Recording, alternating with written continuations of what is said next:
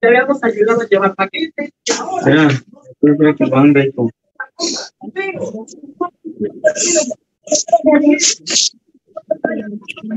Chiquis, escuchen, traten de apagar sus micrófonos porque se está escuchando todo lo que hablan, ¿no? Reina Coronel. Ahí comenzamos.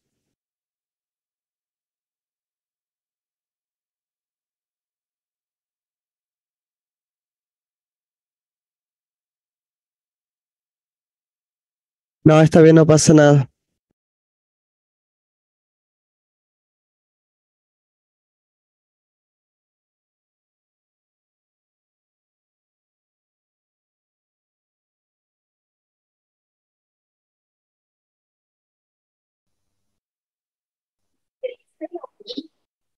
No, ¿qué?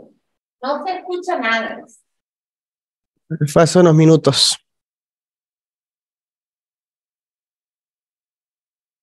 Problema de... Bueno, ¿cómo andan chicos y chicas? ¿Cómo están? A ver, estamos. No lo escucha. ¿Ya está prendido? No. Ya está prendido. Hello, how? Así. Hola chicos y chicas, ¿cómo están? ¿Bien? Ahora sí estoy hablando. Hace un rato no, nadie hablaba, nadie decía nada. Por eso no escuchaba. ¿Cómo están? ¿Qué tal están acostados en la cama, los que están en la casa? ¿Ah? Y nosotros aquí pobres, sufriendo el frío. ¿Ah? Qué mal.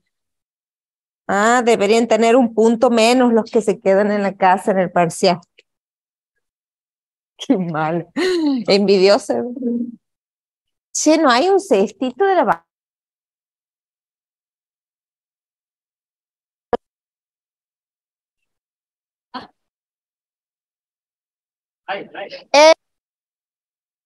está allá.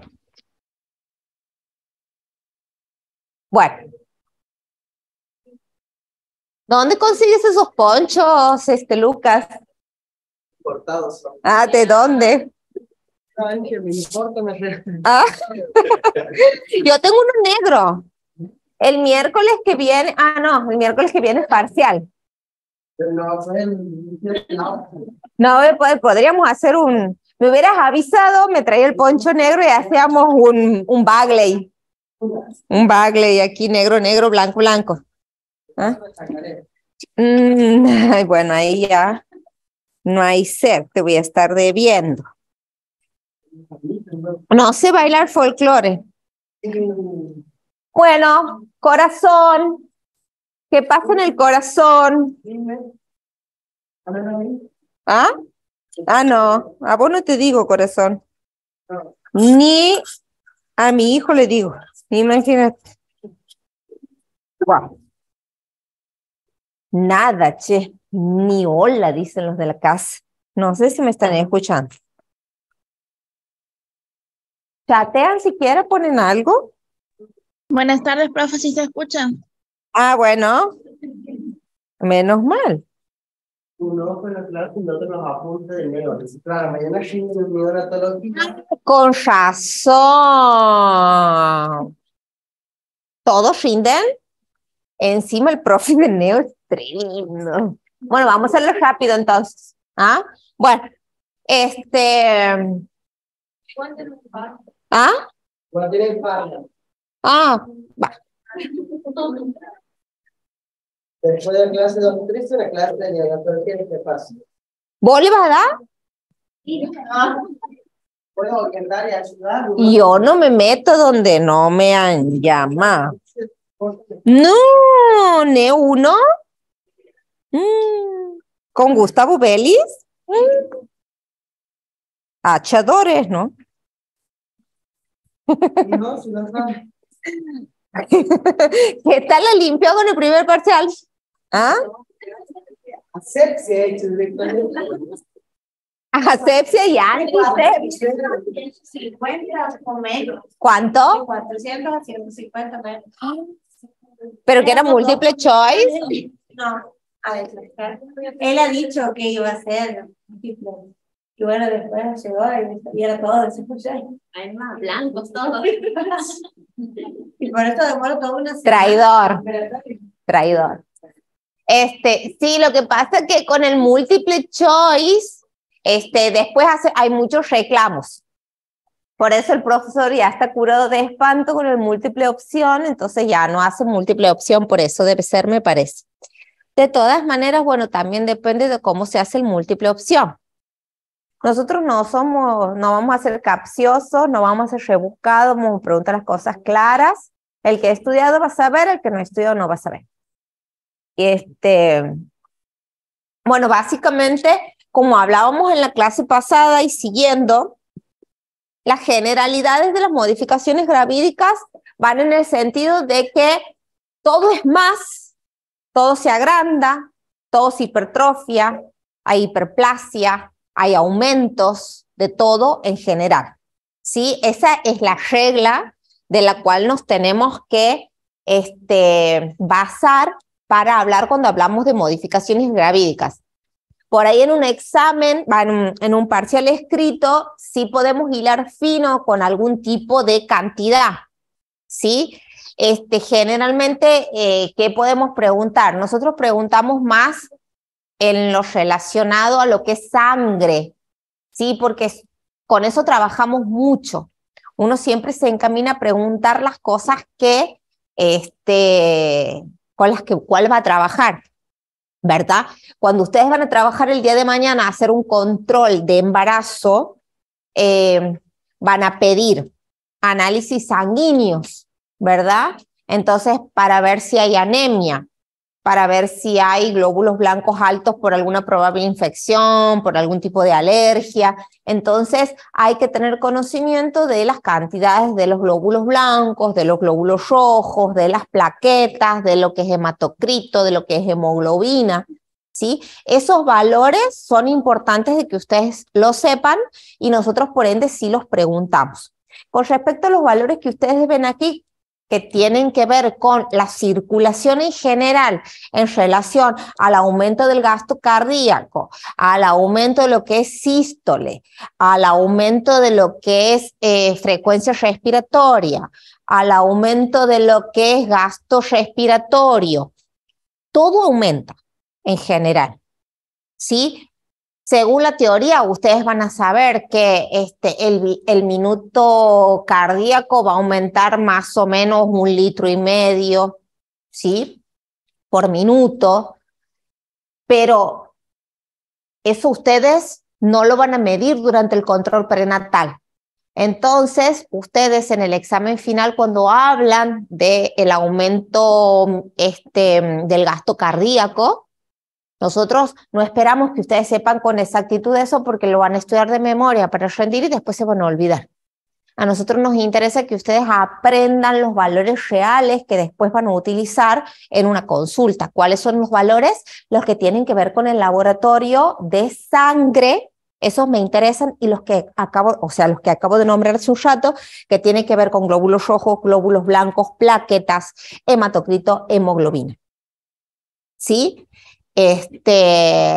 Después, ¿qué otros valores interesan saber?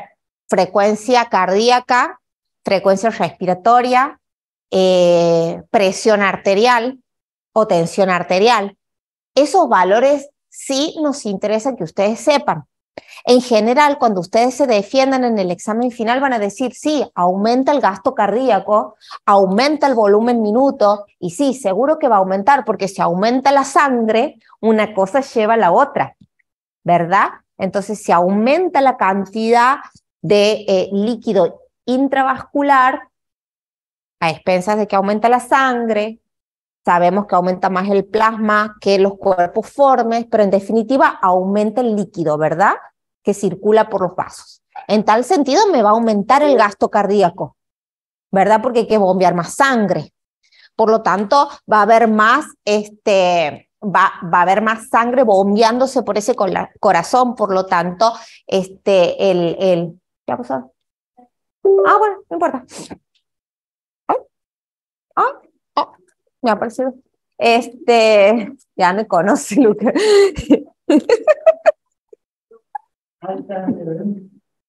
Tip para ir a sentir por algo. ¿Ah? Tip para ir a sentir por algo.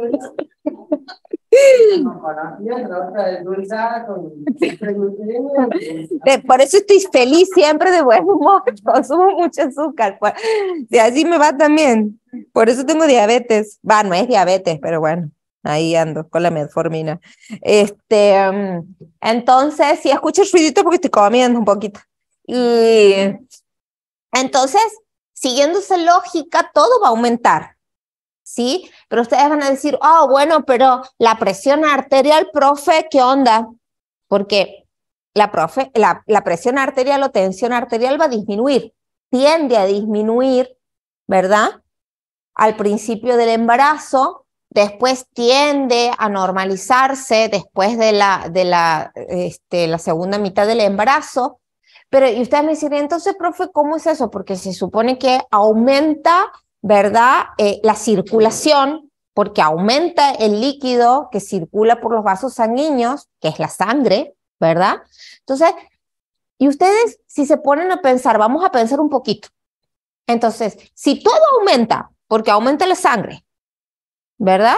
Aumenta todo el trabajo cardíaco, todo lo que tiene que ver con el trabajo cardíaco y todo lo que deriva de, y digamos que es trabajo cardíaco, va a aumentar, ¿verdad? Porque hay más circulación, hay más sangre circulando, hay más tejido, ¿no? Hay un nuevo ser que se está formando, imagínense, todo eso hay que nutrir, hay que sostener. Entonces, ¿por qué tiende a bajar la presión? A ver, pensemos. Muy buena lógica. No hay tanta fuerza. ¿Y por qué no hay tanta fuerza? ¿Qué es la presión arterial? Perfecto. Es la fuerza de la sangre contra las paredes. Entonces aquí la compañía dice no hay fuerza. Pero si yo tengo más sangre, ¿por qué no hay más fuerza?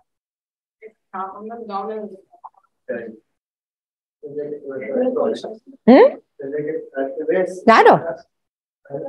Por eso le hago la pregunta, pero que piensen. Porque si la lógica me dice que hay más sangre, debería haber más presión contra las paredes. ¿Sí? Piensen en una manguera.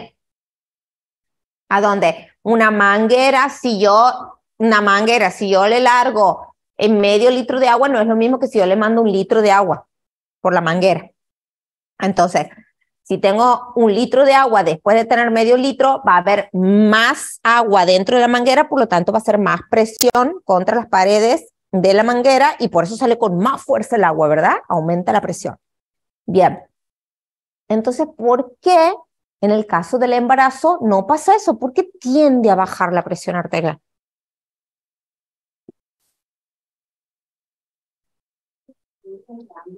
¿Ah?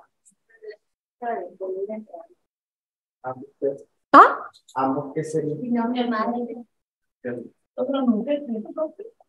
También hay una distribución, pero lo mismo. El año pasado, en la clase pasada que hablábamos de los vasos. Bien, eso es un factor muy importante. ¿Por qué? ¿Qué pasa ahí? Bien, hay una relajación, hay una vasodilatación. Entonces hay un equilibrio ahí, ¿verdad? Hay un equilibrio entre el aumento del líquido intravascular y el espacio intravascular. O sea que el espacio intravascular se hace más complaciente para esa circulación. Entonces, aparte hay todo un equilibrio que tiene que ver con el aumento de la frecuencia cardíaca, ¿sí? El aumento del gasto cardíaco, ¿sí? Con una contraposición de disminución de presión arterial. ¿Qué más tenemos? Tanto la sistólica como la diastólica tienden a disminuir en el primer trimestre. Fíjense los valores y esto me importa mucho, porque preguntamos en el parcial y en los exámenes, ¿sí? ¿Cuál es el valor normal de presión?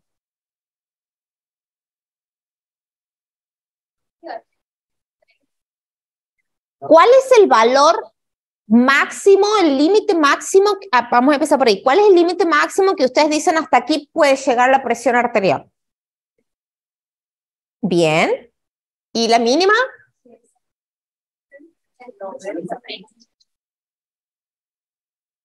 No. ¿Por qué han dicho 180? Ah, 120, 80. Bueno, un poquito más.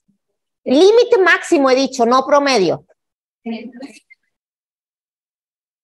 Un poquito más.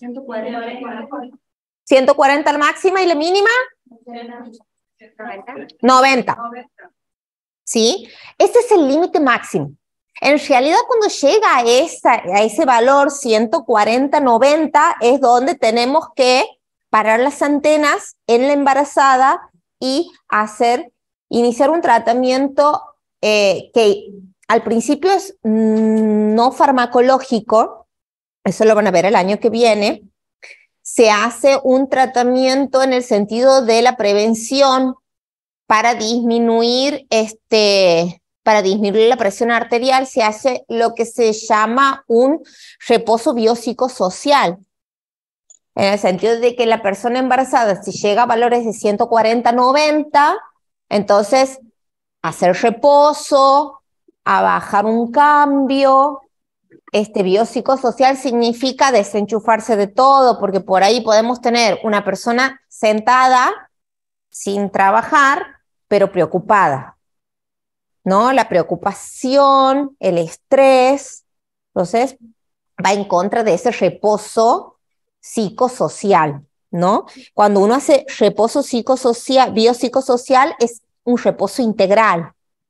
Lamentablemente, muy difícil de manejar el tema del reposo psicosocial, ¿no? Cuando hay una preocupación de por medio, y ahí juega mucho el papel de nosotros con el poder de la palabra, el acompañamiento, el poder conversar con esa persona, saber qué le está pasando. Muchas veces, acordémonos que la persona embarazada está cursando con mucha sensibilidad, ¿sí? Sí, cada uno con su historia, con su mundo, ¿sí? Bueno, ahí dice los valores 120, 80, recuerden que, bueno, eso es lo ideal, ¿no? Esos son valores ideales, incluso pueden bajar un poquito hasta 60 la mínima también, hasta 100 la máxima también. Todo también va a depender de cuántos son los valores normales de esa persona fuera del embarazo, ¿no? Todo va a depender de eso, porque el año que viene ustedes van a ver que la hipertensión arterial no es que yo vengo y tengo 140, 90 y ya me asusto. Incluso teniendo, 130, ya me puedo asustar si esa persona fuera del embarazo tenía 90 de máxima.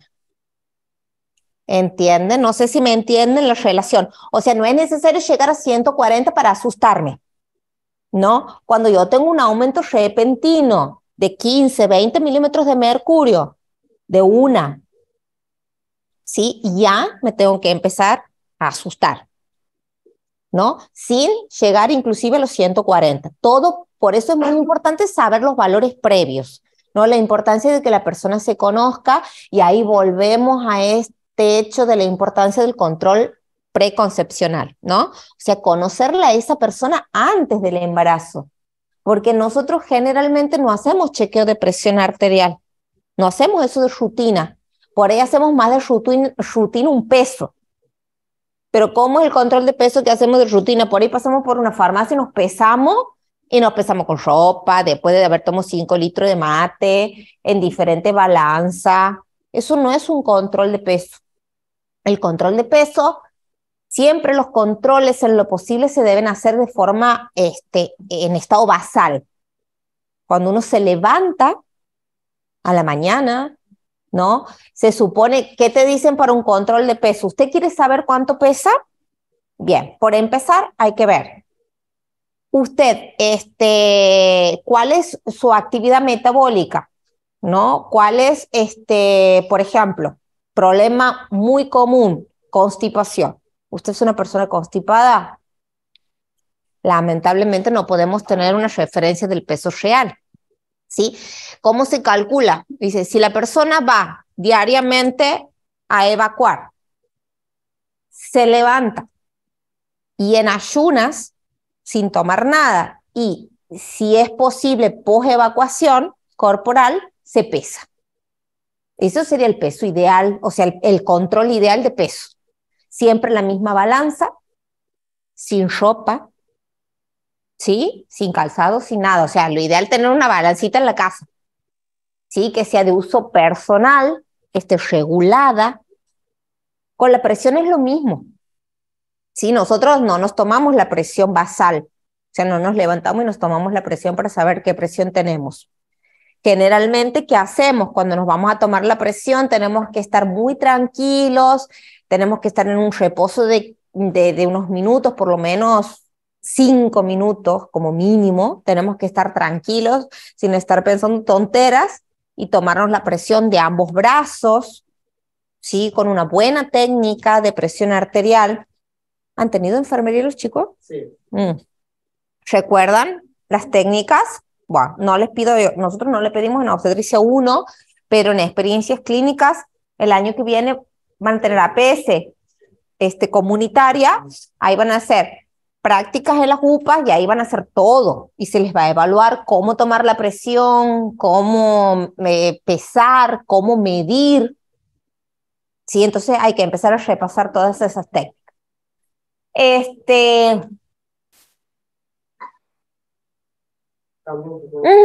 Bueno, lo mismo, aumenta aquí, las exigencias aumentan y aumenta todo, a nivel cardíaco aumenta todo, a nivel circulatorio aumenta todo, a nivel respiratorio también aumenta todo.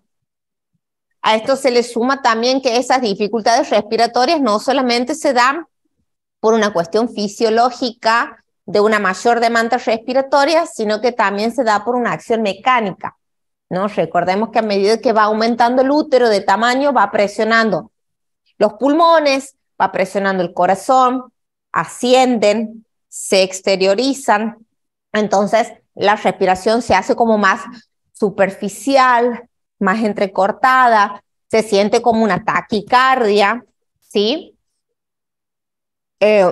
Son sensaciones típicas durante el embarazo. Es importante de que uno sepa tranquilizar a la persona embarazada, porque van a hacer las consultas sobre todas estas cuestiones. ¿Por qué respiro así? ¿Por qué me pasa esto? ¿Por qué me duele allá? ¿Por qué me agito?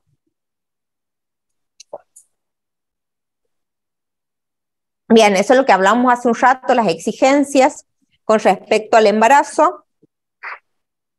¿Sí? Tenemos un producto de la concepción en desarrollo y por ende vamos a tener las exigencias en todos los sentidos, y esta no es la excepción. Otro ser humano que tenemos que alimentar. Cambios, ¿el próximo? Piñón. Bueno. También a nivel renal aumenta todo, ¿no? La actividad del riñón, por empezar, la circulación renal aumenta, la velocidad de filtración aumenta, ¿sí? La eliminación de productos de la filtración va a aumentar por ende, ¿sí? Todo está aumentado. No pedimos valores, ¿no? De cuánto aumenta la filtración renal, ni cuánto es el volumen respiratorio, porque son cuestiones que ustedes no las evalúan durante el embarazo, ¿sí? Tampoco se les evalúa de rutina. Esas cosas se evalúan ante patologías específicas y en internación, y eso lo hacen los especialistas, ¿no? Para eso está el especialista en vías respiratorias, el neumonólogo, está el nefrólogo. Entonces, esas personas se súper especializan en esas cuestiones y son los que van a controlar en ese sentido cuando haya alguna falla renal o alguna falla respiratoria. Nosotros lo que hacemos es entender, en este caso, que hay un aumento del trabajo cardíaco, respiratorio, renal, que aumenta la circulación renal, que aumenta el filtrado renal. Por ende, los productos del filtrado van a aumentar, puedo tener aumentado todos los resultados en orina, puedo tener aumentados, y es normal, ¿sí? Con respecto a la velocidad de filtración y a la evacuación no urinaria, todo va a depender del momento del día, de la posición materna. Hablábamos la clase pasada del retorno venoso, hablábamos de los edemas, ¿sí? Y de que según el estado, la posición de la persona embarazada, vamos a tener mayor evacuación. ¿En qué momento orina más la persona embarazada? Del día, naturalmente. Noche. ¿Y por qué? ¿Por qué será? Lo estaba diciendo.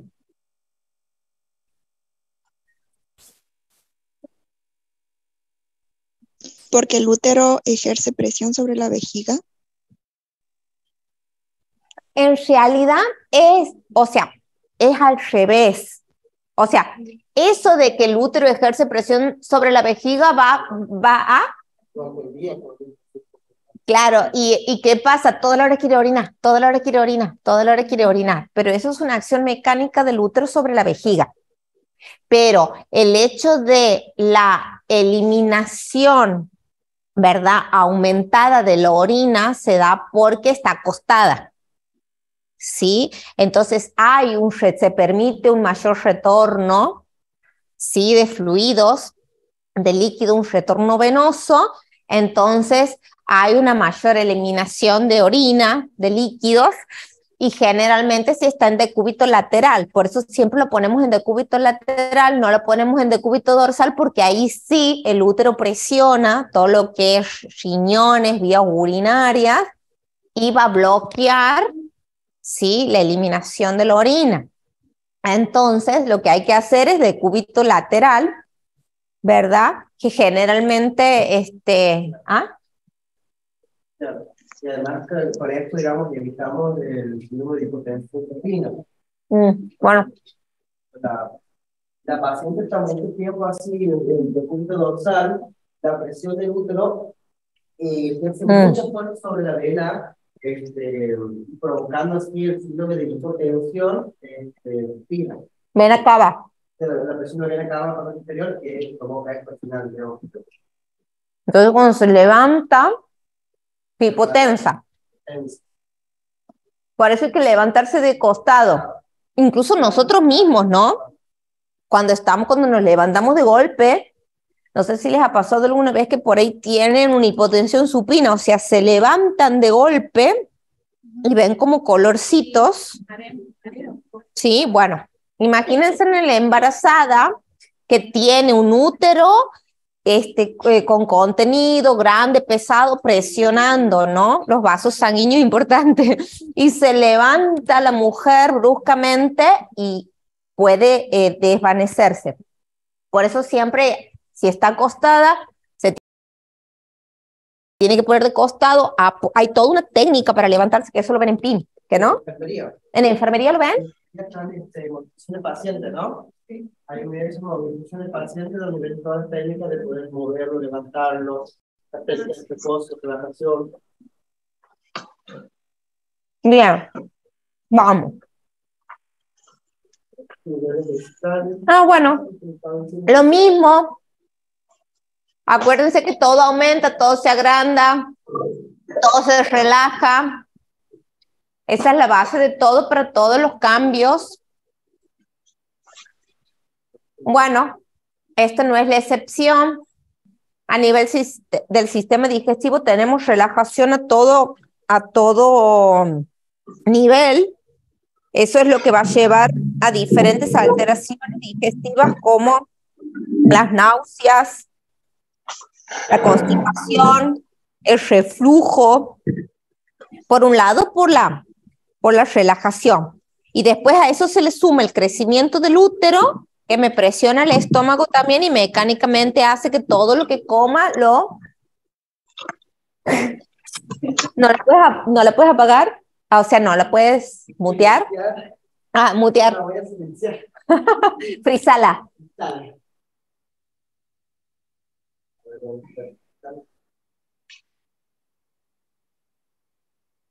Ay, no.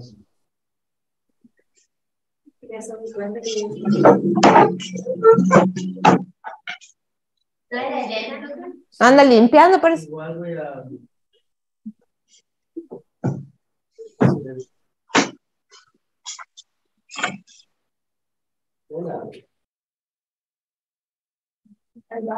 Se me escapa para el colmo cuando se calla. Claro, ahí vuelve a aparecer. Chica. Ajá.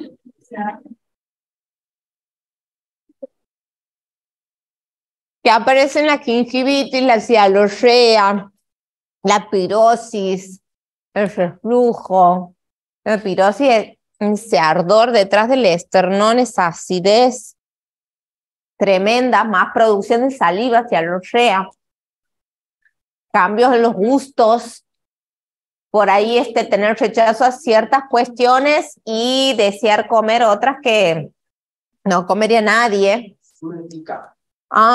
Estaban trabajando desde el trastorno, ¿verdad? En salud mental. ¿Han visto eso? No sé si alguien ha tocado el tema del trastorno de pica, ¿o ha tocado? El trastorno de pica, que la mujer de repente... ¿Cómo que lo ha tocado? Que ella le ha tocado exponer el tema. Que lo presenta, ¿verdad? Ajá. Ya.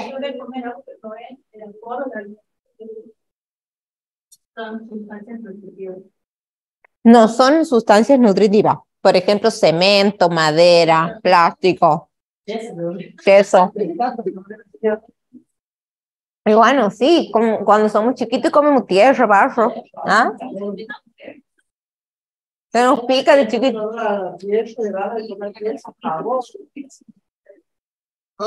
Jabón. Y sí, vos no te debes acordar, pues si debes haber andado comiendo tierra cuando eres chica. Ni te acuerdas. En la etapa oral, según de la etapa, ¿no? ¿Cómo? En la etapa oral, en la psicología dice en la etapa oral, digo, buscamos todo, la satisfacción y... Todos llevamos la boca. Eso es probar. Que sigue todo el de hoy, a ver. La etapa oral. No superamos la etapa oral. Nadie nos supera, siempre estamos, siempre queremos un cambio de placer que de la comida. Ay, sí, que no. Qué rico. Qué rico que es comer. No debe haber nada más lindo que comer y dormir. Oh. Y que, bueno, no sé, yo ya estoy vieja. Bueno, ya he pensado otra cosa. No, nada.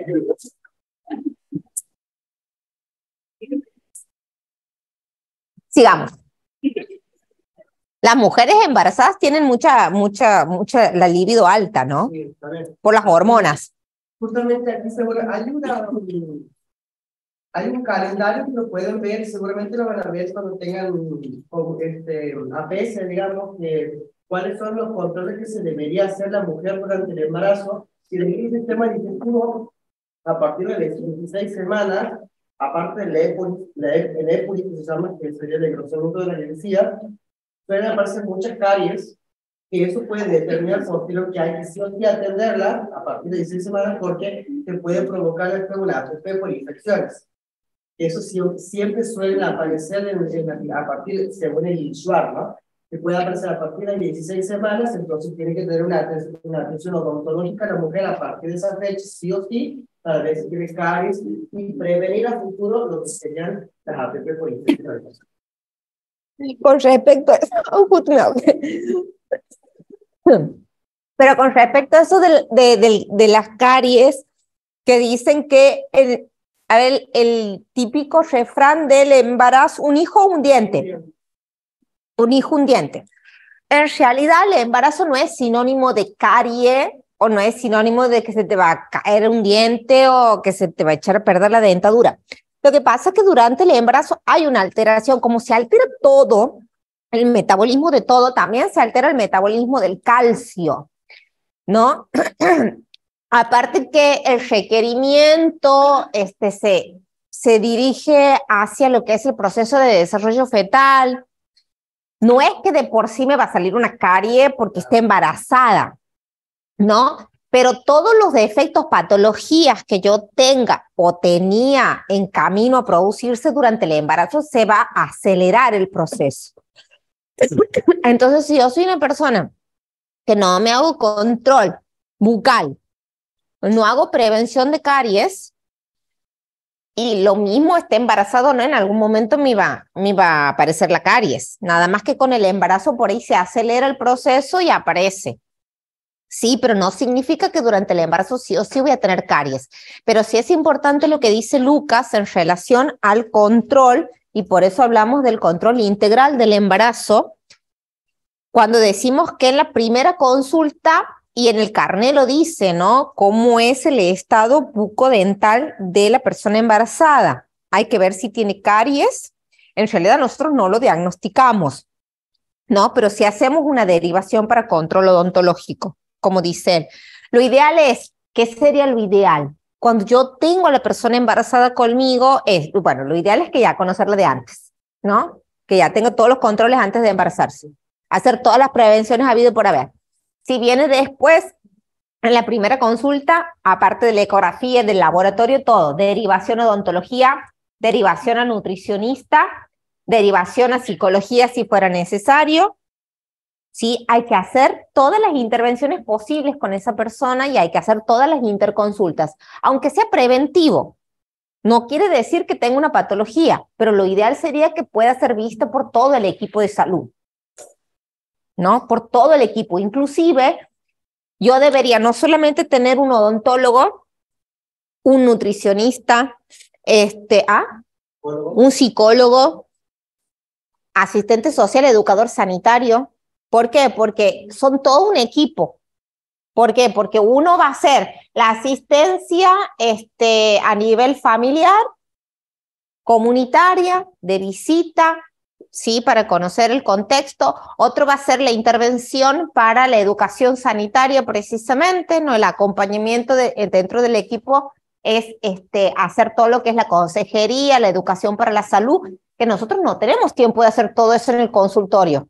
Si lo podemos hacer, lo hacemos, pero si no derivamos, y eso es lo ideal, trabajar armando un circuito, ¿verdad? Para esa persona, aparte del odontólogo, psicólogo y nutricionista.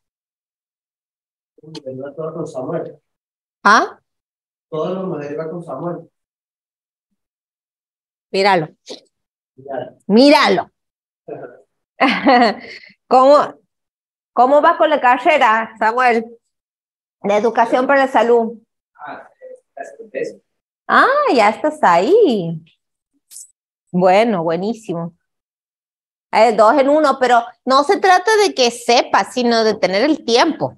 Cuando hablamos de equipo, es colaborarnos entre todos, ¿no? Porque precisamente si tenemos un educador, una educadora sanitaria en el equipo, buenísimo, porque esa persona por ahí me puede a mí ahorrar el tiempo de la consejería y yo poder asistir en la parte obstétrica exclusivamente y poder derivar al colega para que haga la consejería. Eso sería lo ideal. Ay, te agarró un sofocón. Si te viste que te estabas echando viento ahí. ¿Estarás embarazado? Ay, sí.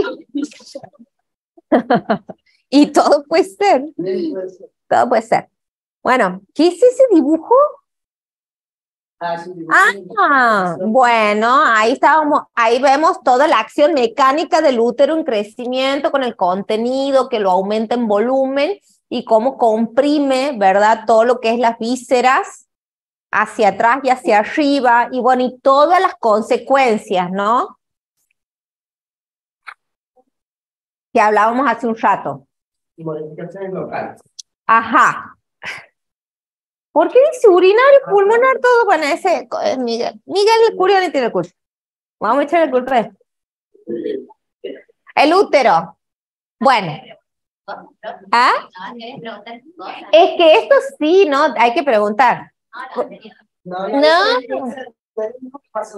No, porque claro, o sea que estábamos hablando que era local y que era general y nada que ver con el slide ese. Después hay que modificar, hay que hacerle un retoque ahí. Voy a hacerle un retoque y después colgarlo el mismo, reemplazarlo, para que no haya confusión, porque si no, nos falta el colgado, la colgada que en el examen final me diga local y me va a mandar el urinario, todo achada, ahí nomás, achado. Bueno, estos sí son datos que se suelen preguntar, con respecto a los tamaños de útero grávido y no grávido. Ahí estamos hablando del no grávido con respecto al peso, la capacidad, las medidas. Cuando hablamos de 7, 8 centímetros, estamos hablando de un útero de una longitud total, ¿no? Sumando cuerpo y cuello.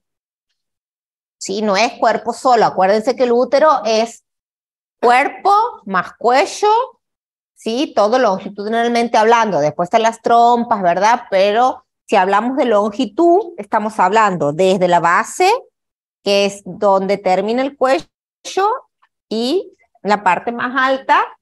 Ay, no, tengo mi láser. Bueno, estamos hablando de la parte superior. No, ya me lo he llevado el láser, ¿no? No lo he dejado en la caja. Bueno, Ah, sí. Ahí déjalo, está bueno el dibujo que hay en el otro slide. Ay, no, la pera, me muero. Una palta. Y que... Bueno, Un membrillo también puede ser.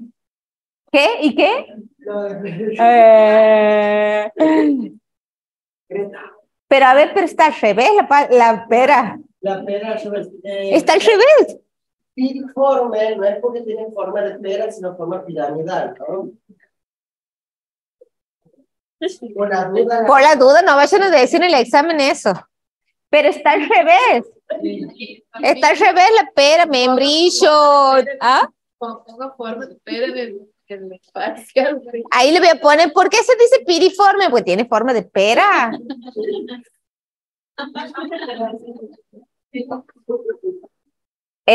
Y son capaces de marcar. No, pero no hemos dicho eso. No. Escuchen. Pero eso también, si se puede dar vuelta la pera. ¿O qué era? ¿Qué cosa has dicho? Palta. La palta no tiene gajo. Una paltiforme. No, ya lo mimita come palta, curioso. Se pasa. ¿Ah? Un guacamole. Bueno, también, ¿no? Este útero sufre hipertrofia, hiperplasia, el cambio de forma. Aquí no se ve, en los próximos se ve, no lo he pasado para adelante, se ve el cambio. No, volvamos. Bueno, aquí no se ve exactamente, pero entre la forma piriforme fuera del embarazo, la forma redonda y la forma ovoide, hay una en el medio, sí que la asimétrica, ¿no? La estructura o la presentación asimétrica del útero, que significa, antes de ser redondo y parovoide, ¿no? Se hace de una forma asimétrica, o sea, tiene un mayor tamaño de un lado que de otro, ¿no? Y es por el hecho de que cuando empieza a desarrollarse el producto de la concepción, el útero va a aumentar de tamaño del lado de donde se implanta en primera instancia. Ajá. Ajá. Piscaset. Escucha, te falta un medio más. Así. Ahí bájale por ahí. Ajá, ahí. Un hueso. Como un hueso fémur. Más o menos así, ¿no? Entonces, al principio del embarazo y más o menos hasta las 16 semanas vamos a tener una forma asimétrica del útero con un mayor desarrollo en tamaño hacia el lado de donde se haya implantado el producto de la concepción. Luego eso se equipara. Exacto. Sí, asimetría de Pisca-Sec. Ajá. Después se va para ovoide, ¿sí? Cambios en la contractilidad uterina, contracciones de Álvarez desde el primer trimestre, irregulares, indoloras, pequeñas, gran frecuencia, pequeña área. Hay dos tipos de contracciones uterinas.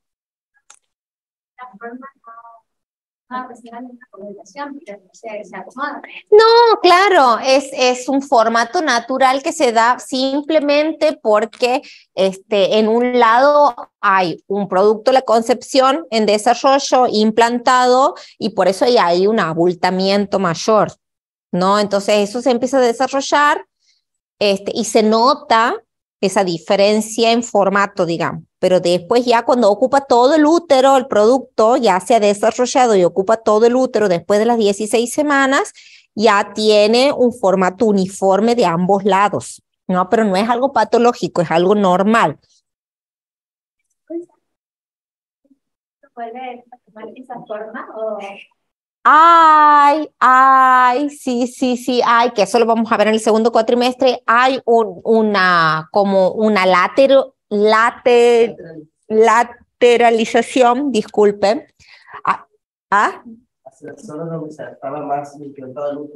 Claro, hay una laterización, o sea, cuando sale la placenta hay una laterización del útero, ¿no? Pero también esto es debido a que el útero en ese momento está muy flojo, sí, porque ha pasado de ser un útero de tamaño grande a no tener nada, quedar vacío y como que pierde ahí la contención, se lateraliza un poco y luego ya se retrae y adquiere forma leñosa.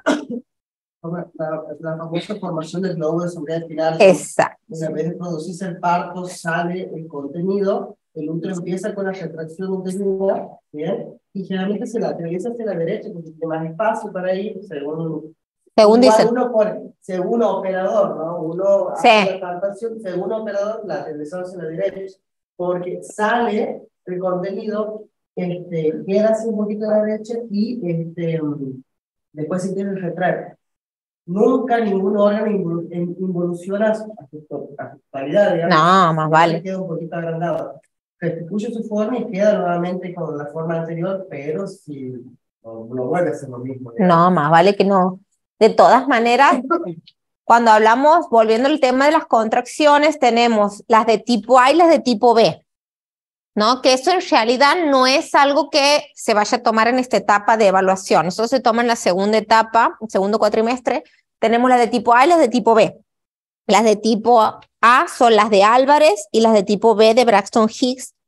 Y la diferencia entre una y otra es que las de Álvarez no son perceptibles, no se perciben, ¿sí? Son leves, se dan de forma irregular, en pequeñas zonas del útero. Es como una ejercitación para ese útero o una preparación muy lenta y progresiva de ese útero para cuando empiecen las contracciones de Braxton Hicks, que son contracciones de mayor intensidad, que ocupan todo el útero y que ya se perciben por el operador o inclusive por la persona embarazada.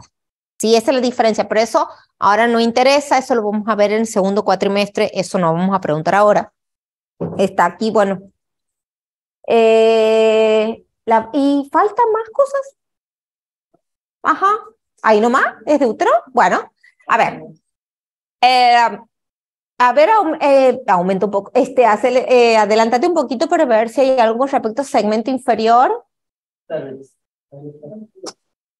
¿No? ¿What?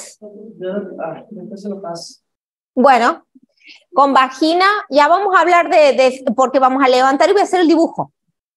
Vagina, aumento de la vascularización, sí, reblandecimiento de tejido conectivo, hay una mayor secreción vaginal. Bueno, eso del color, la hiperpigmentación que hablábamos la clase pasada, el pH varía de 3,5 a 6, o sea, tiende a bajar el pH, ¿sí? Se acidifica, ¿sí? El pH, los pliegues se acentúan y las crestas están más salientes. Bueno, hipertrofia, hiperplasia, todo aumenta, la vagina se hace más complaciente, ¿sí? Porque bueno, nos estamos preparando para que salga un recién nacido por ahí, así que imagínense, tiene que empezar a hacerse complaciente la vagina. Incluso cuando lo lean desde el libro, la técnica del tacto va desde que dicen la elasticidad de la vagina, sobre todo si es una primera gesta que va a primer parto para ver si la vagina, digamos, ofrece resistencia o si está tensa para presumir futuro desgarro o prevenirlos también, ¿no? Es algo que a mí me gustaba hacer, sobre todo cuando ponía los controles de tacto vaginal, vagina con buena elasticidad, digamos, si era elástica o si ofrecía mucha resistencia. Ustedes ven que al tacto de la paciente quejosa, así, ustedes saben que esa paciente durante el parto se le descontrola totalmente, ¿no? Es algo que debería tener en cuenta siempre. Sí, por eso es importante los ejercicios de piso pélvico, ¿no? Los ejercicios durante el embarazo de piso pélvico son súper importantes precisamente para ejercitar, ¿no? Lo que es perine, lo que es introito, hacerlo más elástico, ¿no? Flexible, o sea, porque también la flexibilidad se ejercita, ¿no? Entonces hay que hacer trabajo de piso pélvico en función de eso y por otro lado evitar todo lo que sea infecciones vaginales, ¿no?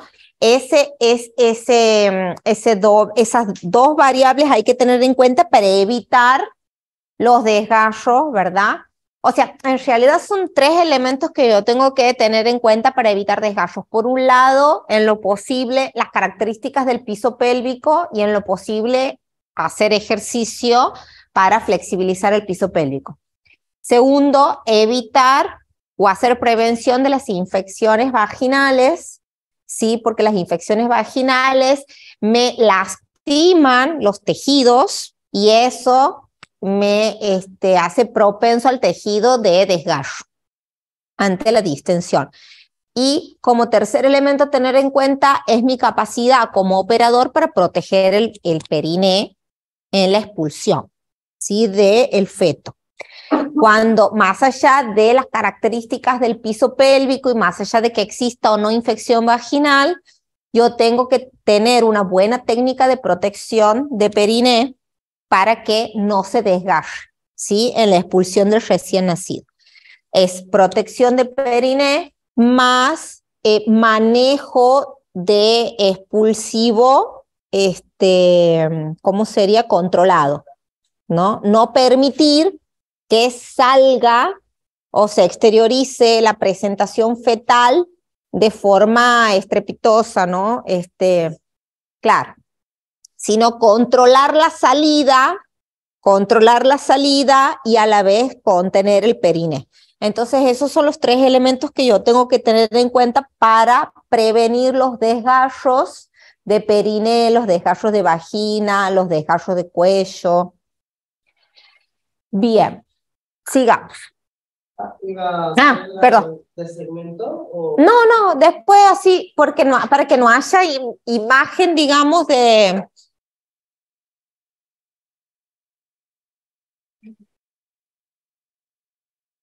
reblandecimiento, cianosis, vascularización aumentada, edema, hipertrofia.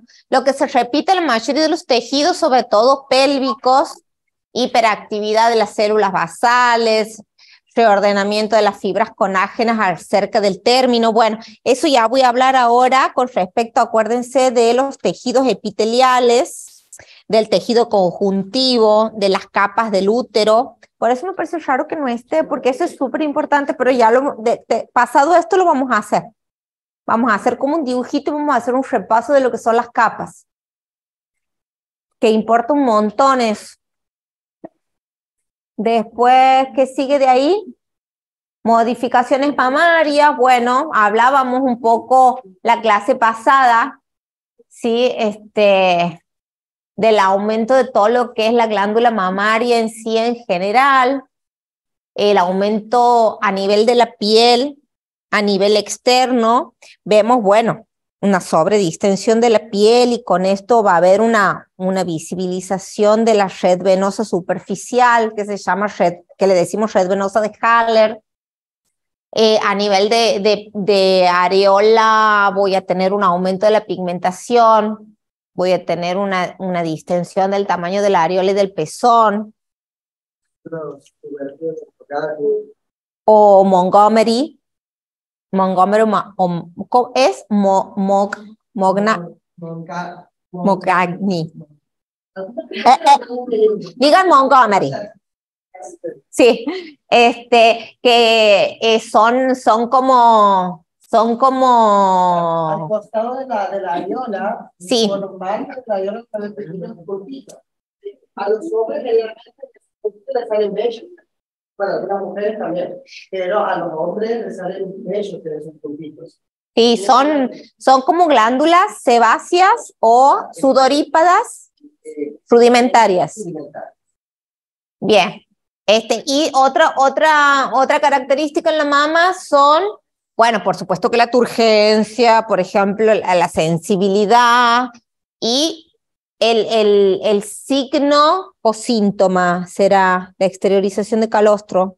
¿Signo o síntoma? Bien, signo. Mira, tienen miedo todavía de decir signo, porque lo veo el calostro. ¿Sí? Bien. Que incluso el calostro es un signo muy precoz de embarazo, ¿no? Cuando la persona está con la falta menstrual y está con la duda de si está o no está embarazada, ¿no? Ya siente como una turgencia mamaria y si se presiona el pezón, sale una gotita de calostro. Mamita querida. Cagamos. Bueno, vamos a levantar un poquito porque vamos a hablar del útero y con respecto a las modificaciones en lo que respecta. El otro día hablábamos un poquito del segmento inferior.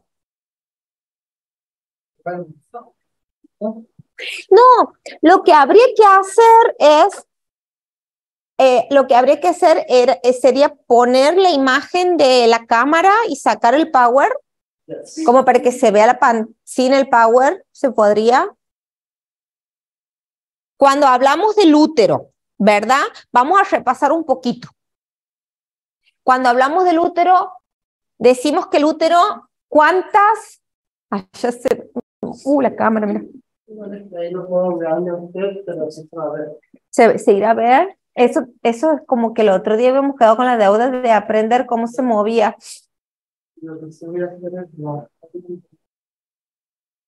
Bueno, por lo menos la bajamos.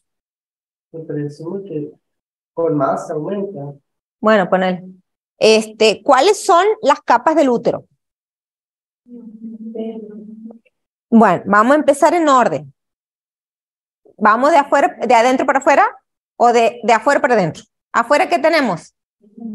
Perimetrio. Bien. ¿En el medio qué tenemos? Y en la parte interna, endometrio. El perímetro, ¿qué tipo de tejido es? Conectivo. ¿Quién es el chiquita? Anota la 10, ponela. El miometrio. Bien, muscular. Y ese tejido muscular tiene a su vez ¿cuántas capas? 3 capas. Una capa externa, una capa media y una capa interna. ¿Verdad? ¿Ah? Disposición de las fibras. Sí. ¿Y ese útero muy chiquito estás haciendo? Ay, sí. ¿Qué le tienes miedo? A ver, ese milagro, sácalo. Ese milagro. Chica. Ese no se ve mucho, pero bueno. Que es una palta. La uniforme. Una pera. Un arco iris. Bien, entonces tenemos una capa externa, una capa media y una capa interna, eso hablando de miometrio. Repasemos. ¿Sí? Bien. ¿Y cuál es la diferencia entre una y otra? Profe, que una de las capas tiene fibras longitudinales, la otra circular y la otra también longitudinal. Bien, bien. Algunos autores dicen que, bueno, la capa externa es longitudinal con cierta oblicuidad, ¿verdad? Pero bueno, también es válido decir longitudinal, ¿sí? Porque según el autor también, ¿no? Pero en donde no hay discusión es en la del medio, ¿no? Que es la más gruesa, es la más fuerte, que se le llama capa vascular, ¿verdad? Esa es como la más importante, ¿no? Y ¿esa qué disposición tienen las fibras musculares?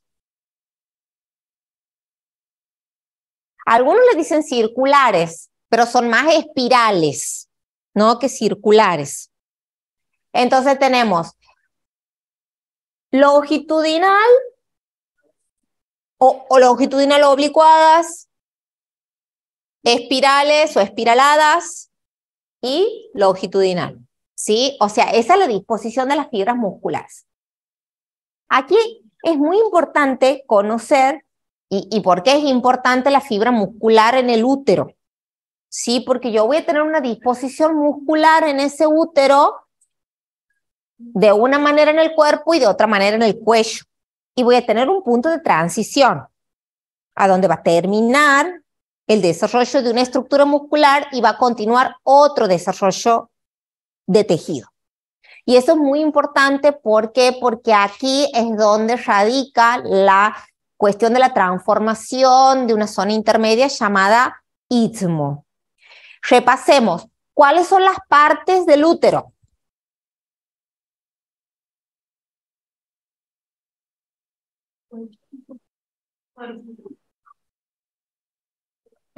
Cuello. Bien. ¿Y entre los dos qué tenemos? ¿Qué tenemos entre ambos? Una zona llamada, en realidad está dentro del cuello, ¿sí? O sea, si yo lo separo, si separo el cuerpo y el cuello, o sea, esa es la línea divisoria entre cuerpo para arriba y cuello para abajo. El istmo se encuentra en la parte superior del cuello. Esto para que me entiendan, ¿verdad? Entonces, yo voy a tener aquí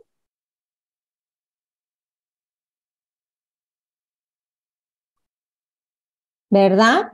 El cuello, el cuerpo, y voy a tener en la parte superior de ese cuello la zona de transición que se denomina istmo.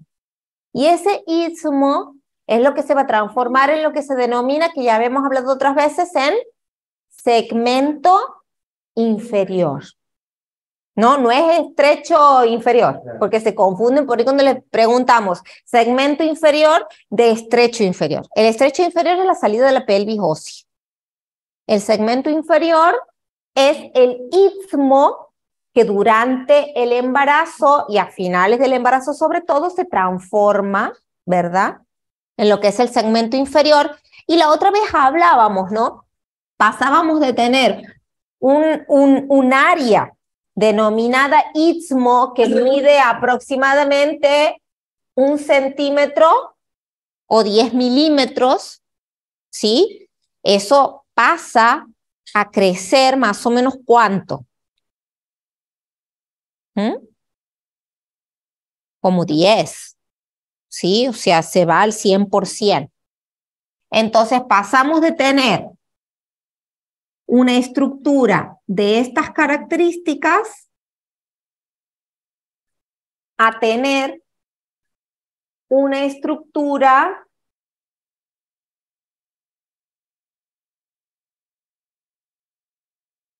de estas características. O sea, lo que es istmo aquí es segmento inferior aquí. ¿Sí? O sea, fíjense cómo se desarrolla ese pequeño espacio, ¿sí?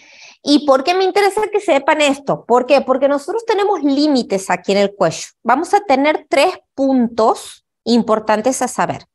Voy a tener un orificio externo, ¿verdad? Que eso es fácil. El orificio externo es el orificio de salida del cuello o del cérvix, ¿verdad? Después voy a tener el orificio interno. ¿Sí? Pero a la vez tengo otro orificio interno que está un poco más abajo. Uno se llama orificio interno anatómico y otro se llama orificio interno histológico. ¿Sí? El anatómico es el que está arriba. Y el histológico 1 centímetro más abajo. ¿Sí? ¿Ok? Bien. Ahora, ¿qué encuentro yo a nivel de lo que es orificio interno anatómico y qué encuentro yo a nivel de orificio interno histológico? A nivel del orificio interno anatómico, se determina una zona, ¿sí? Que se llama anillo de contracción o de Bandel. Bandel. N-D-L, ¿verdad? Bueno. A ver si no meto la pata. Bandel. Bien, porque nosotros por ahí se nos ocurre decir en el parcial, che, ¿qué es el anillo de Bandel? ¿No? ¿O dónde está ubicado? No van a decir cualquier cosa. Bueno, anillo de contracción o anillo de Bandel. Por aquí. Otro elemento anatómico que encontramos que determina, en realidad el anillo de Bandel no tiene una estructura. Se lo determina en una zona donde se dice que está el orificio interno anatómico, o sea, el orificio que me comunica el conducto cervical con la cavidad del cuerpo uterino, ¿verdad? Ahí está el anillo de Bandel o anillo de contracción. Morfológicamente, ¿cómo lo ubico con el dedo si lo tengo que ubicar? Porque por ahí pasa una vena que se llama vena coronaria. Entonces, si nosotros le decimos, a ver, anatómicamente, ¿qué estructura a mí me marca la ubicación del anillo de Bandel o anillo de contracción? Entonces, la vena coronaria. ¿Sí? ¿Ok? Mira, le hago la pregunta y la respuesta al chico del parcial. ¿No? Entonces, ¿qué pasa? Son sitios muy importantes. ¿Por qué? Porque en estos sitios, en ese sitio, a ese nivel, termina una estructura muscular, que es la estructura típica del cuerpo, que hablábamos hace un rato, de estas 3 capas musculares. Con sobre todo esta capa fuerte, miometrial, del medio, la media, que es la vascular, que es la fuerte, que cumple una gran función durante el trabajo de parto porque es la que le da fuerza a las contracciones uterinas, ¿sí? Pero a ese límite, que precisamente por eso se llama anillo de contracción o anillo de Bandel, ahí desaparece, exactamente. Ahí desaparece, ¿sí? Ahí desaparecen en realidad lo que son la media y la interna. Y se va a continuar la fina capa muscular externa del miometrio. Entonces nosotros tenemos 3 capas musculares, la externa, la media y la interna. La externa se va a continuar hacia el cuello, pero en ese límite en donde está el orificio cervical interno anatómico, a donde se dice que está el anillo de Bandel o anillo de contracción, que anatómicamente yo lo ubico porque encuentro el recorrido de la vena coronaria, a ese nivel la capa media e interna del miometrio deja de ser y es reemplazada por otro tejido que es tejido colágeno. ¿Sí? Entonces, pasamos de tener una estructura muscular en el cuello a tener una estructura de tejido conjuntivo. Paso a tener colágeno, ¿sí? ¿Y esto por qué es? Piensen, ¿cuál es la lógica de esto? ¿Cuál es la lógica de que pase esto? ¿Por qué pasa esto? ¿Por qué el cuerpo, ese útero, tiene ese desarrollo de tejido? Porque me interesa a mí que ustedes lo comprendan, más allá de que sepan. Poder expandirse. Bien, ¿por qué? Sí, porque en realidad se expande el segmento, pero después queda otra parte de cuello también. Pero ¿por qué en general? Por un lado, vos dices expandirse para formar el segmento. ¿Y otra más? ¿Cuál sería? ¿Y para eso qué tiene que pasar? ¿Ah? No tengan miedo. Bien, tiene que haber dilatación. ¿Y si yo tengo músculo, se va a dilatar el cuello? ¿Se va a borrar? No. ¿Se va a contraer? ¿Y me va a cerrar la salida del feto? Si yo tengo toda esta estructura muscular fuerte que contrae para expulsármelo al feto, si yo esta estructura muscular la sigo teniendo aquí abajo, lo que voy a hacer es contraer, ¿entienden? Y no me va a permitir que este feto sea expulsado. ¿Entienden la lógica? Entonces, por eso yo tengo este cambio de tejido ahí. ¿Sí? Esta estructura muscular que se reemplaza por tejido colágeno. Aguántenme un segundo que me acabo de acordar de algo. ¿Ah?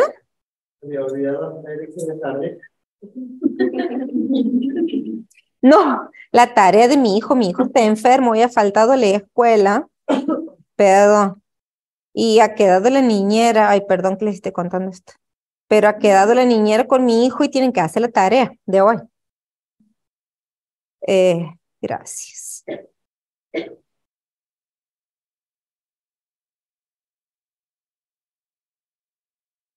Como bichos, ¿no? ¿Ah? Como bichos. Como bichos. No, no humanos, no. Muchos organismos.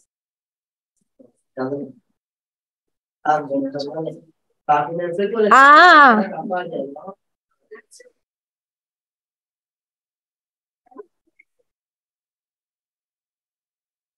Bueno.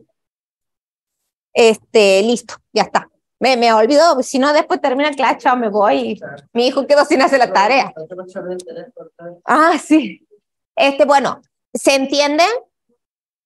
¿Se entienden? Miren que en el examen final les voy a pedir que me describan estructura muscular del útero en anatomía, les pregunto. Y no me saben ni explicar. Estructura, las capas, les pregunto las capas del útero. Les pregunto, a ver, endometrio. Ahí los agarro, los hago, zona siempre. Endometrio. ¿Ah? El endometrio, ¿qué tipo de tejido es? Bien, ay, ponele 10. ¿Cómo se llama? Anota. Luca 10. Epitelial. Bien. ¿Se acuerdan cuál es la clasificación de tejido epitelial? Hablemos del formato de las células. Bien. Plana, cúbica y cilíndrica.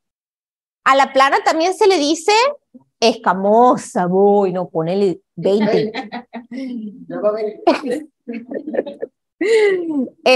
Después a la cilíndrica también, ¿cómo se le dice?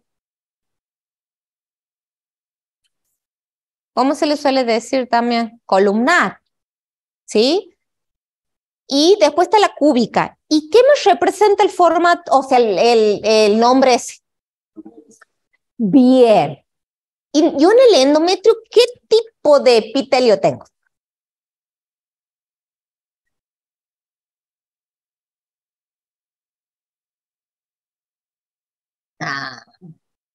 Achados todos. Vuelven a anatomía, a histología.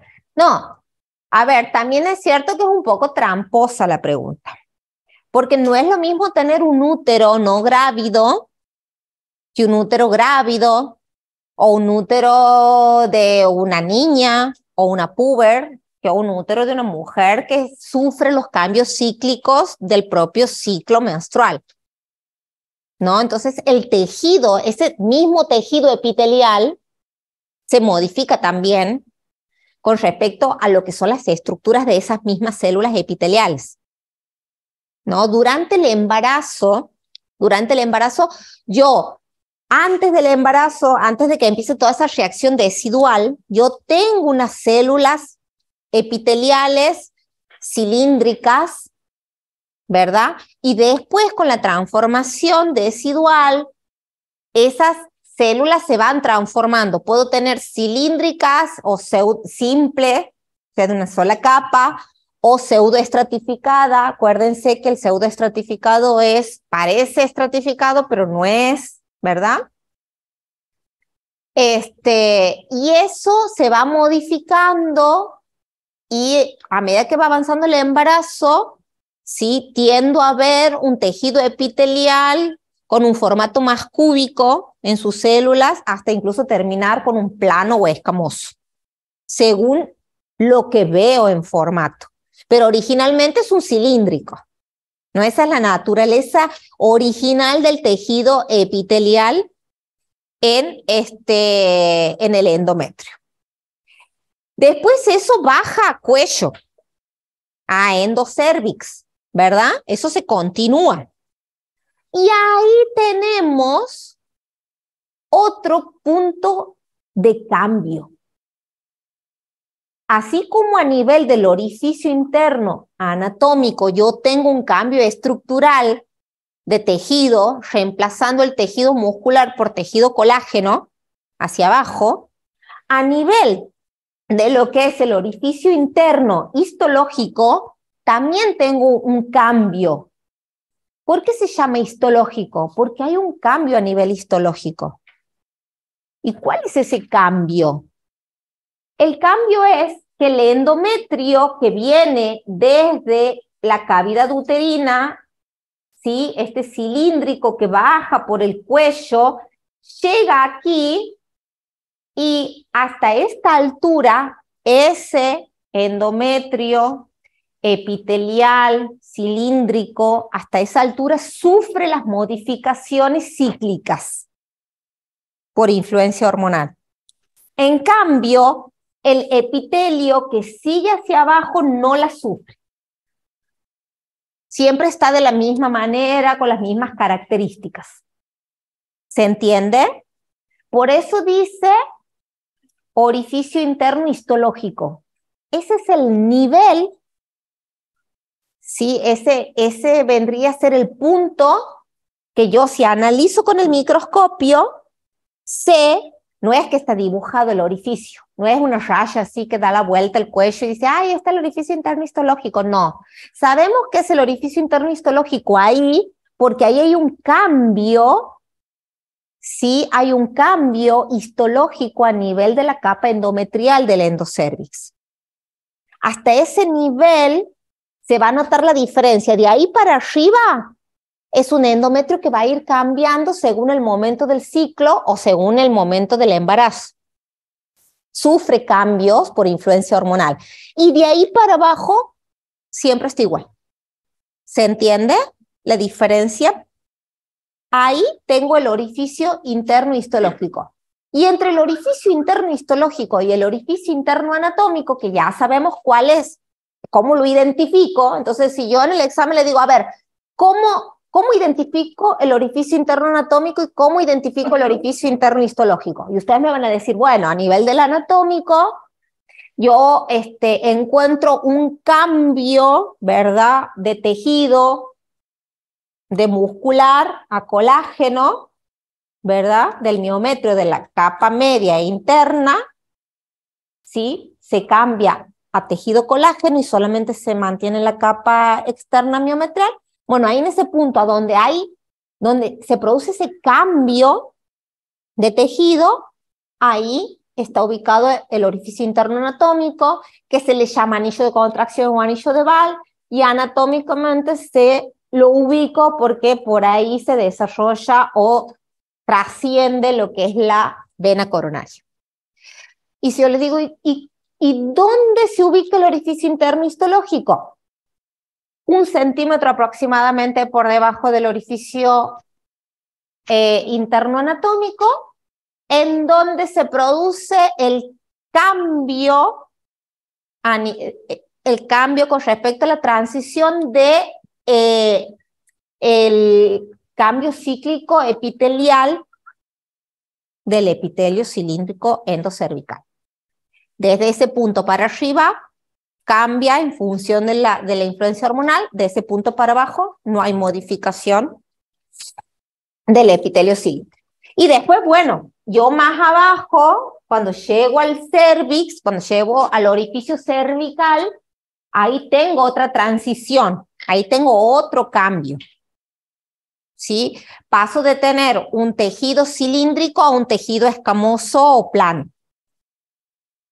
¿Sí? Bien. Esto me interesaba que sepan. Otro elemento que me interesa que sepan es que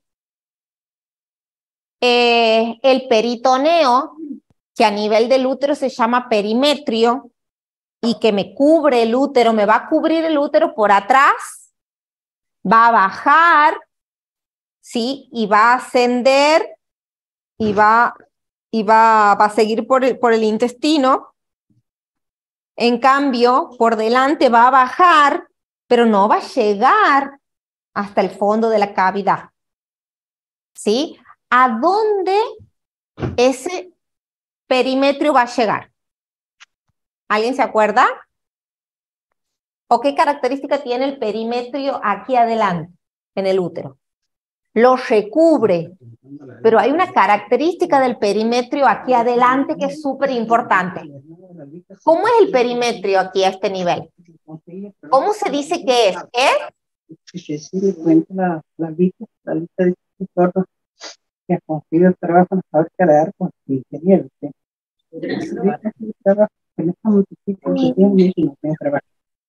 Y que ha conseguido de que este es gerente de la fábrica de arcos de caramelo. Es una fábrica grande donde se ven que el perímetro es deslizable, es desplegable.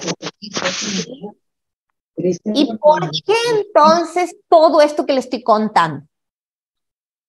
¿Por qué es importante que sea desplegable el perimetrio? ¿Por qué es importante que se forme el segmento inferior? Más allá de un parto vaginal, el segmento inferior, ¿qué función tiene básicamente? ¿Qué función tiene básicamente en el parto, en el trabajo de parto? ¿Qué se imaginan? No les estoy preguntando que sepan, no los voy a retar, pero imagínense, piensen un poquito. Acuérdense que estamos hablando de un cuerpo uterino súper fuerte porque tiene sus 3 capas de músculo, sobre todo la media que es súper gruesa y fuerte, y eso se contrae y me quiere expulsar el feto. ¿Por qué es importante este segmento inferior desarrollado?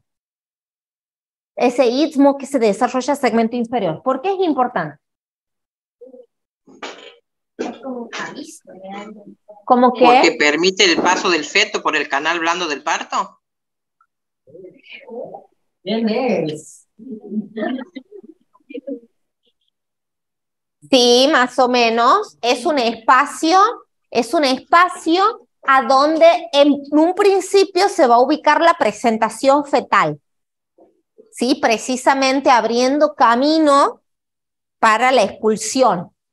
Entonces, mientras es empujado por el resto del cuerpo, por el efecto de la contracción, ese feto va ubicándose con su presentación en este segmento inferior desarrollado para luego ser expulsado a través de ese cervix que queda dilatado y borrado.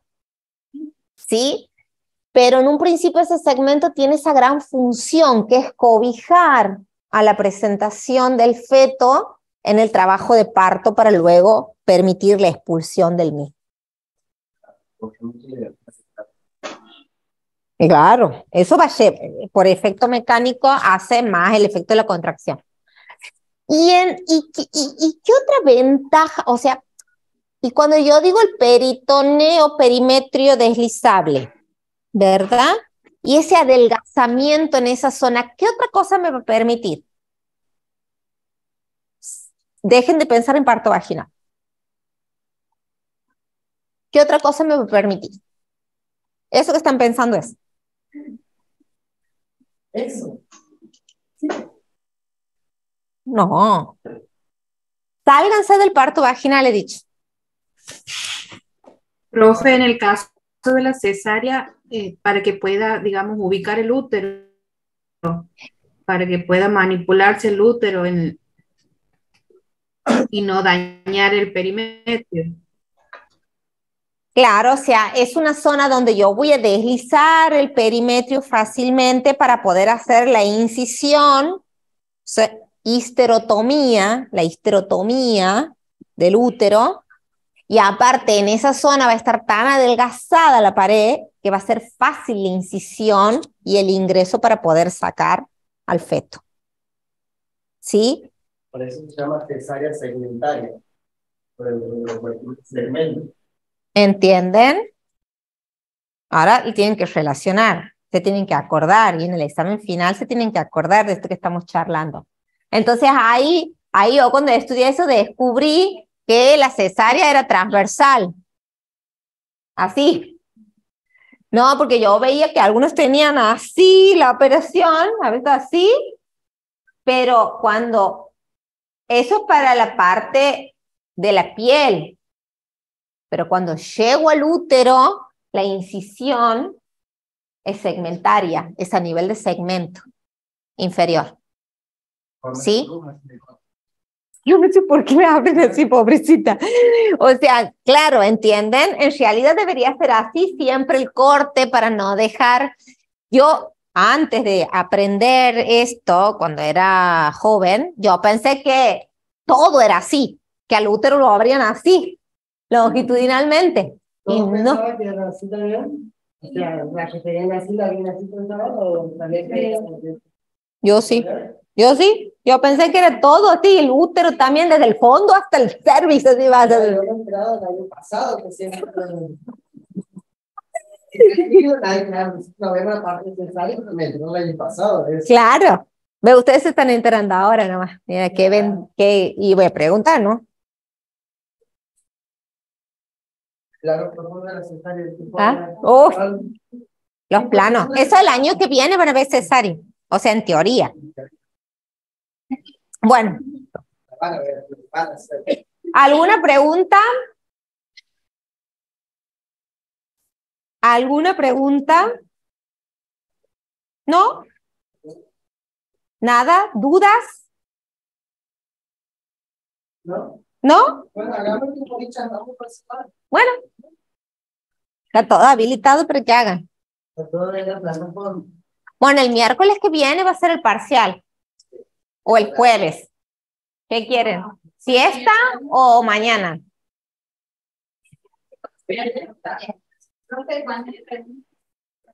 No sé. ¿Cuántas? ¿20? ¿Ah, 30? Tiene que ser redondito el número para que nos dé 40.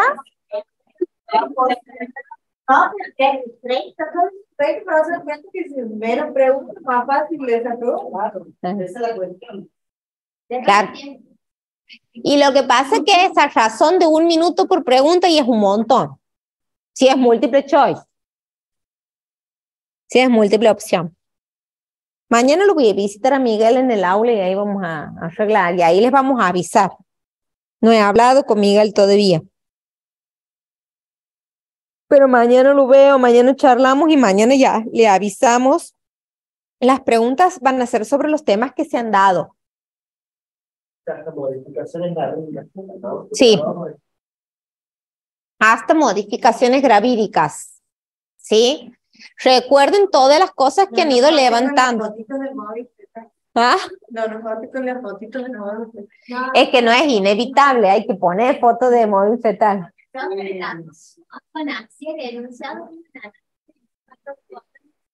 Ese es el objetivo. Que se mate el chef. Que sea corta la pregunta para poder responder rápido. Ah, bueno, para que puedan machetear. Sí, claro. Es que le pongo largo porque no pueden machetear, porque hasta que termine la pregunta ya le pasa el minuto de lo que...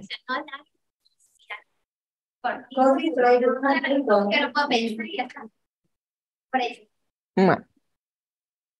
Sí, ya vamos a ver. Hay que hacer las preguntas para desarrollar. No, podemos hacer alguna variante para de arrastre, de emparejamiento, para completar las frases.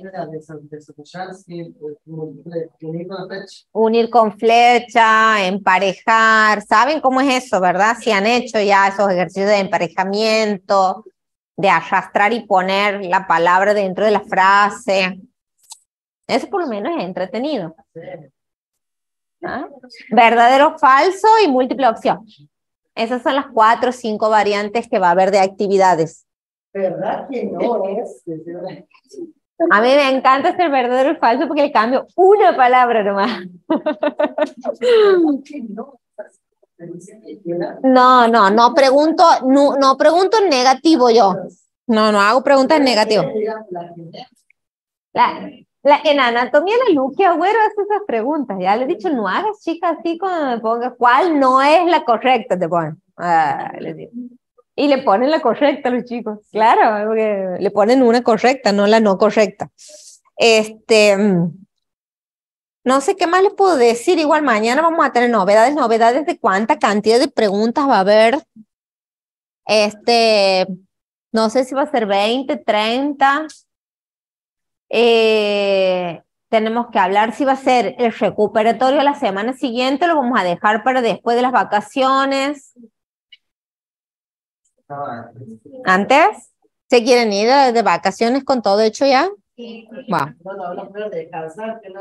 No pueden dormir. No van a salir al boliche en todas las vacaciones pensando que tienen que hacer recuperatorio. ¿Alguien pregunta algo ahí en el Zoom?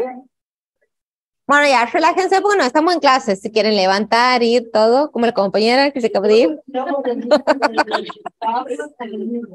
¿Ah? Si van a jugar del Power o del libro. ¿Qué pregunta? Siempre digo, estudien el Power y tienen que estudiar del libro. Y para el final, estudien el libro y hacen con el Power. Pero sí. Las dos van a ir, ¿no? El Sí. Power es una guía, chicos, ¿no? Power es simplemente una guía y después la profundización del tema está al interés de ustedes. Todo. Y al final, en la última página, tienen las diferentes cosas que pueden buscar también si no está bueno. Cosas que nadie hace. Sí, igualmente yo ya les he ido tirando tips de lo que vamos a preguntar. O sea, si han estado atentos a las clases, van a andar bien. Si han prestado atención en las clases, van a andar bien. Porque ahí uno les va diciendo lo que les va a preguntar. Por lo menos en el parcial. Ya el examen es otra cosa, pero en el parcial por lo menos ustedes ya saben, ya tienen una idea de cuáles van a ser las preguntas, hacia dónde van a ir direccionadas. O sea, no va a haber pregunta de flujo renal, no va a haber pregunta de volumen cardíaco, no va a haber, no sé si me entienden. ¿Ah? O sea, va a haber, si hacemos pregunta de número, va a ser pregunta de sanguíneo, presión, frecuencia cardíaca, después conceptos, acuérdense de todo lo que era presentación, situación, variedad de posición, actitud, acuérdense de punto guía, punto diagnóstico, diámetros de la cabeza fetal del móvil, ¿sí? ¿Qué más hemos visto? No, pelvis no hemos visto. Ya lo saben de la pelvis. Yeah. Ah, malo todos, Luca, ¿no? Ya. Placenta, líquido amniótico, profe. No, la compañera. Aprobado. Líquido amniótico, placenta, circulación fetal. Circulación fetal, ¿no? Acá. Membranas. Pregunta. Te va a hacer él. ¿Ah? Vale, es un dato de prueba, pero no es interesante. ¿Qué más? ¿Qué otro tema, Lucas? Vos me vas a ayudar con las preguntas. ¿Para qué ha dicho toda la noche, a las 3 de la mañana? ¿Cuáles son las preguntas que van? Un día sábado me mandan un mensaje a las 3 de la mañana. Yo estaba... No, cualquiera les va a contestar. Después todos hachados. No, en realidad Lucas no hace las preguntas, pero él me tira los tips. Este tema, como para que me haga acordar de lo que yo digo en clase, que les voy a tomar. Claro, yo a Lucas no le doy la pregunta porque si no lo pongo en un aprieto, porque yo sé que ustedes lo aprietan a él. Entonces preferible que no sepa para que no se le escape. ¿Cómo es mejor no saber?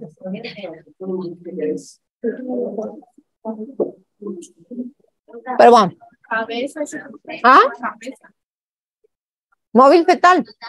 Sí, los huesos, fontanelas, suturas, diámetros. Sí, olvídate.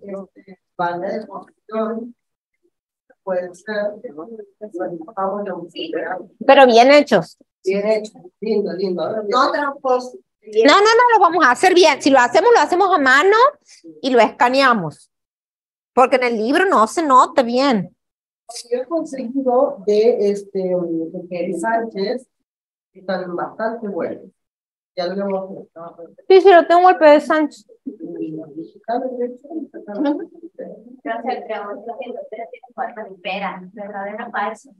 Van a quedar con ese dato. Ustedes tienen que tiene una forma piriforme, de una pera invertida. Así le decía la Jerez, me acuerdo, ¿no? Pera invertida. Claro, una pera invertida. No, como ese. Como una palta. Pero eso es una malformación obtenida. La palta es como ya del cassette, más o menos. Claro, el cassette ya más malformadito. Bueno, ¿qué hora es? Ya están libres, si quieren ir, vayan. Que quiera hacerme una pregunta se queda. O sea, se vayan a airear, porque ya viene el proceso de fármaco. ¿Qué te he dicho? Todo esto. No, líquido amniótico, placenta, membranas ovulares. No, pero el desarrollo del trofoblasto no, eso ya pasó, ya fue embriología. Pero sí te voy a hacer una pregunta de placenta, características de placenta, término, características del líquido amniótico, esas cosas sí. También. Claro, eso porque es placenta. Pero desarrollo embriológico no, el proceso de embriológico no voy a preguntar.